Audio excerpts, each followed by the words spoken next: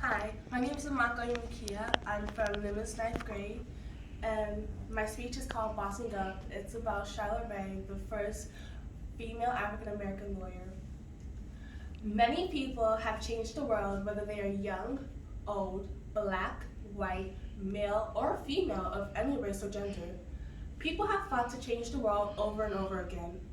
Some have succeeded, yet some have failed. This may be just my opinion, but women have fought for their elevated presence for people to see and have made significant strides. African American women didn't get it by just sitting around and letting people boss them. They got up and they gave them that one sassy gesture that every girl has. They never took no for an answer. When people said they couldn't do something, we made our sole purpose to prove them wrong. And that never say never mentality got them their well-deserved place in the history books. This speech is dedicated to one of those fine-dining women such as Charlotte Ray, her life and legacy, and how she is such a big inspiration for me as a 14-year-old girl who likes to prove people wrong. Ray changed the game, alright? For many African-American women, she broke barriers someone even dared to try. Charlotte Ray, the first black female lawyer, yes I said it, the first black female lawyer, was born on January 13, 1850 in New York City. She was the daughter of a minister and anti-slavery activist.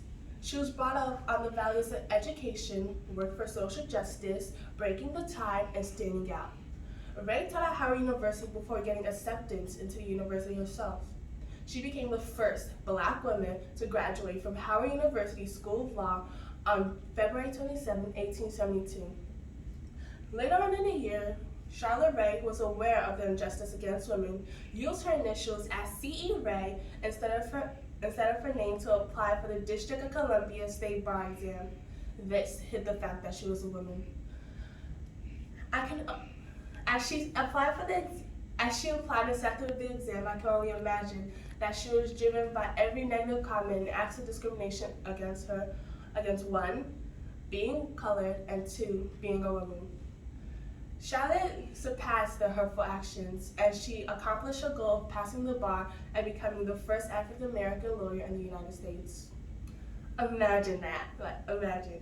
At the age of 22, she became the first black female licensed attorney in the U.S. Later that same year, she opened the first law office owned by a colored woman. Attorney Ray took on cases that most lawyers turn a blind eye to. And to everyone's surprise, she won. Ray's most famous case was Galley versus Galley. In this case, she defended an illiterate woman who filed for divorce against her drug abusive husband, whose rage broke his wife's neck. In Ray's petition, she explicitly states that the violence happening in the marriage was heartbreaking upon hearing it. Ray was an advocate to those who didn't have a voice, and her determination to bring this woman peace got the case sent to the Supreme Court. Even though the court ruled against her, she appealed and the ruling was overturned. What a significant stride.